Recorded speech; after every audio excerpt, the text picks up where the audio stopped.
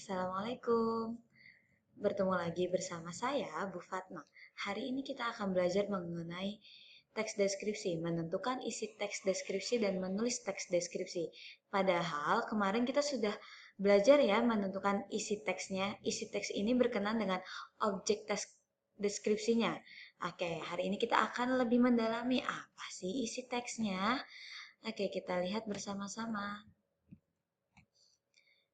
Di sini ada teks deskripsi mengenai Pantai Ngobaran. Kita baca. Kemarin aku pergi berlibur ke Pantai Ngobaran. Pantai Ngobaran terletak di daerah Gunung Kidul, Provinsi Daerah Istimewa Yogyakarta.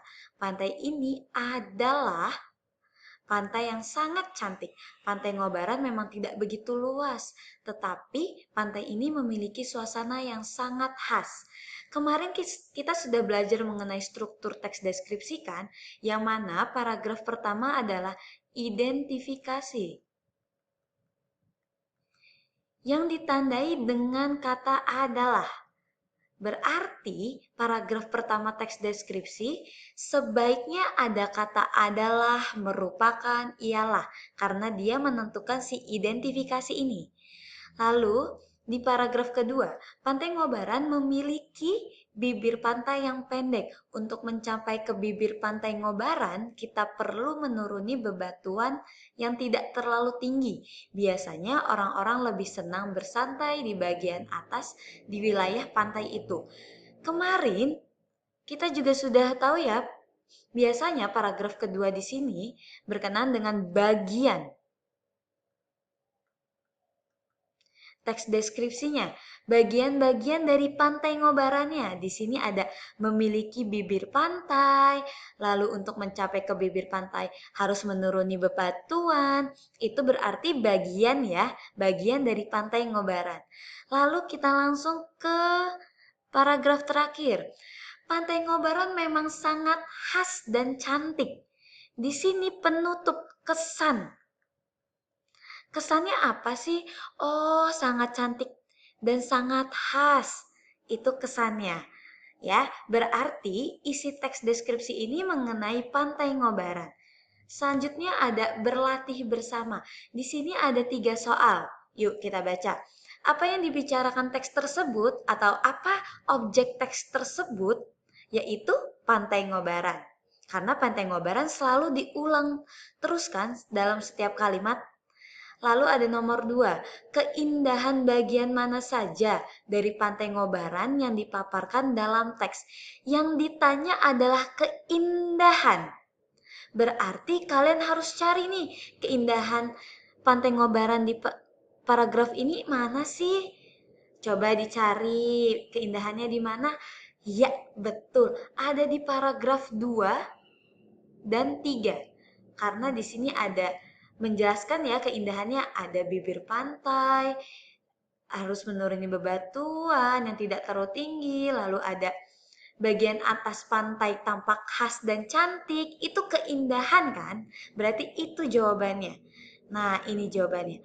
Keindahan Pantai Ngobaran tergambar di bibir Pantai Ngobaran dan bagian atas Pantai Ngobaran. Bu, kok nggak sama kayak di paragraf? Tidak perlu sama. Yang penting kalian menjawab keindahannya bagian mana saja sih?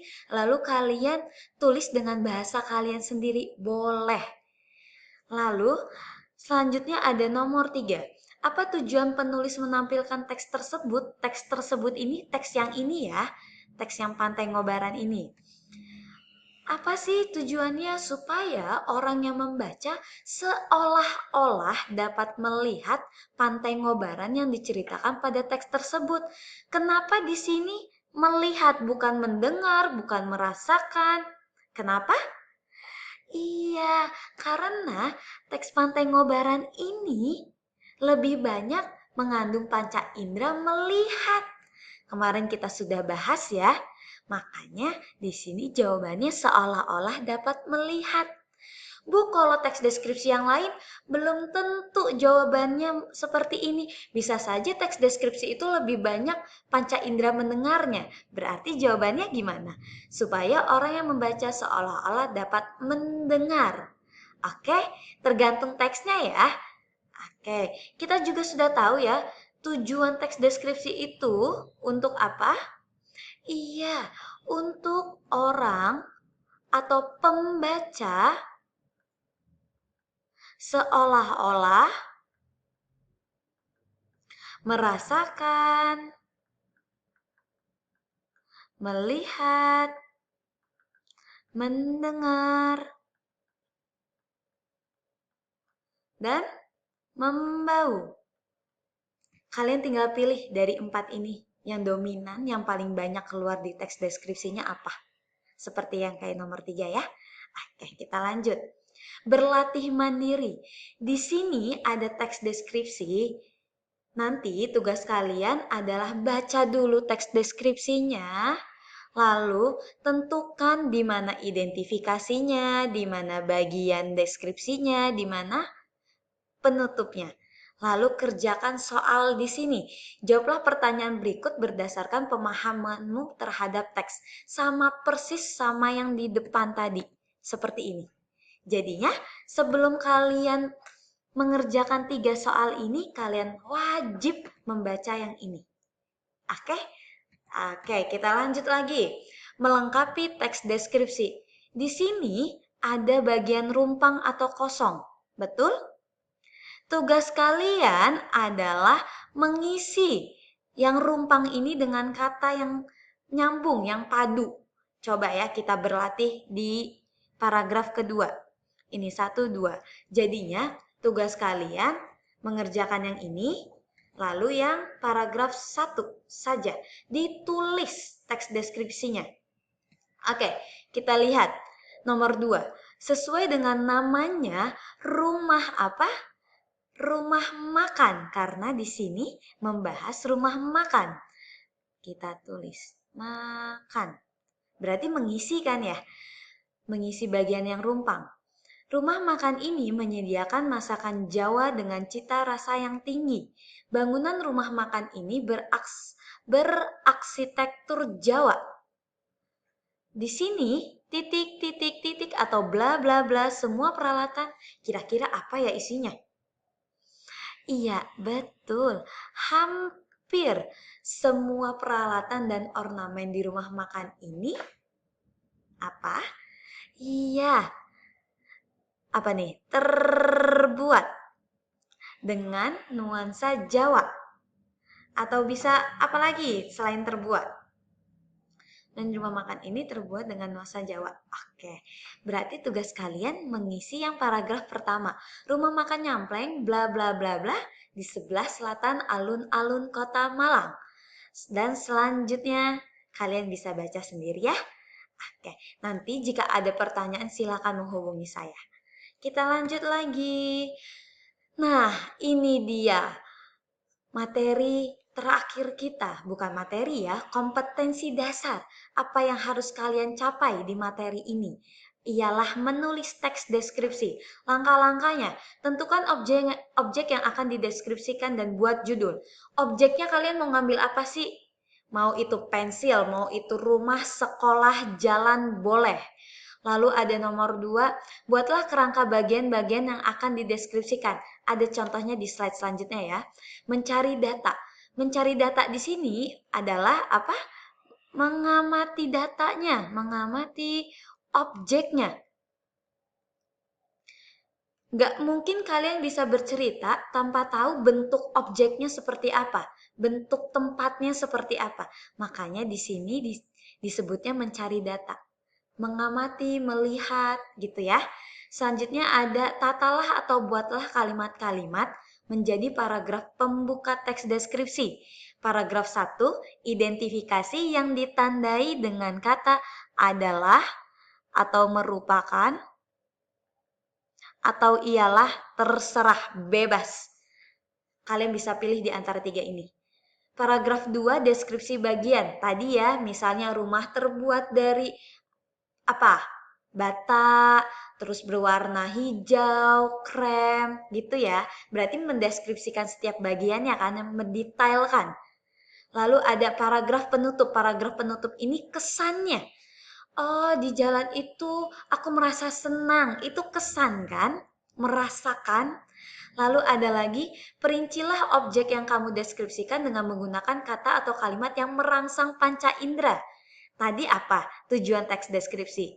Agar membuat pembaca seolah-olah merasakan panca inderanya kan ya? Ada melihat, mendengar, membau, merasakan. Nah, di sini ya sudah ada. Oke, kita lihat sekarang. Kerangka bagian-bagian yang akan dideskripsikan. Ini fungsinya apa sih? Ini berfungsi untuk memandu kalian membuat satu paragraf. Misal, saya membahas tentang rumahku, kebahagiaanku. Oke, di sini rumah. Paragraf pertama saya akan membahas tentang rumah. Di bagian rumah ini akan ada pengertian, ada lokasi, ada ukuran, ada warna. Jadi satu paragraf ini akan terisi dengan pokok-pokok bahasan 4 ini. Lalu paragraf keduanya bagian deskripsinya kan ya? Berarti isi rumahnya, saya mau mendeskripsikan isi rumah saya sedetail mungkin. Berarti 2 tingkat atau lantai, berapa tingkat, maksudnya seperti itu ya. Lalu ada lantai 1, ada apa saja, lalu fungsi lemari. Di sini saya menaruhnya 3 ini. Bu, boleh beda nggak? Tentu beda setiap teks deskripsi. Oke? Lalu ada lagi kesannya, perasaan dan kenangan suka dan duka. 2 poin ini akan masuk di paragraf terakhir saya. Oke, kita lihat langsung contohnya. Tadi kan saya meminta kalian untuk objeknya apa sih? Objeknya rumah dan judulnya adalah Rumahku Kebahagiaanku. Di sini saya sudah membuat sendiri teks deskripsinya tentang rumah saya. Kalian bisa lihat paragraf pertama ada kata adalah yang menandakan teks deskripsi bagian identifikasi. Lalu di paragraf kedua ada bagian deskripsi rumahku. Rumahku terdiri dari 2 lantai. Setiap lantai terdapat ruang kamar tidur. Saya mendeskripsikan lebih rinci bukan? Nah, lalu berarti ini termasuk bagian deskripsi bagian. Lalu paragraf ketiga, aku merasa senang dan bersyukur. Berarti kesannya kan? Iya, betul. Ini adalah bagian penutup teks deskripsi. Berarti hanya ada 3 paragraf saja saya meminta kalian untuk membuat teks deskripsi. Sama kok. Oke, lanjut lagi. Menulis teks deskripsi. Deskripsikan satu di antara tempat-tempat yang disebutkan di bawah ini. Deskripsi yang kamu buat harus berisi tentang ukuran yang tadi ya, besar atau kecil, lokasinya berada di mana, dan hal-hal yang menjadi ciri khas tempat itu. Oke? Lalu ada uraikan juga perasaanmu. Perasaan tadi apa ya? Ada di paragraf terakhir, penutup. Oke, kalian boleh menulis teks deskripsi berkenaan dengan sekolah boleh, rumah atau lingkungan rumahmu boleh, lalu ada kota atau desa atau tempat unik yang ada di daerahmu. Boleh salah satunya. Yang penting kalian pernah ada di tempat itu. Jadinya setiap kalian menulis kalian tidak bingung, tempatnya seperti apa ya? Di dalamnya ada apa aja? Nah, itu jangan mengambil objek yang kalian tidak tahu tempatnya, bentuknya. Oke, ambillah objek yang paling dekat dengan kalian, yang kalian tahu seluk-beluknya.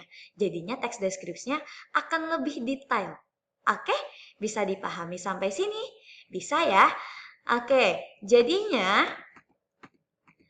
tugas kalian adalah pertama membaca teks Harimau Sumatera ini, lalu menjawabnya. Kedua, melengkapi teks deskripsi cukup. Lalu yang ketiga adalah menulis teks deskripsi ini. Berarti ada 3 ya? Oke, terima kasih. Assalamualaikum warahmatullahi wabarakatuh. Sehat-sehat kalian.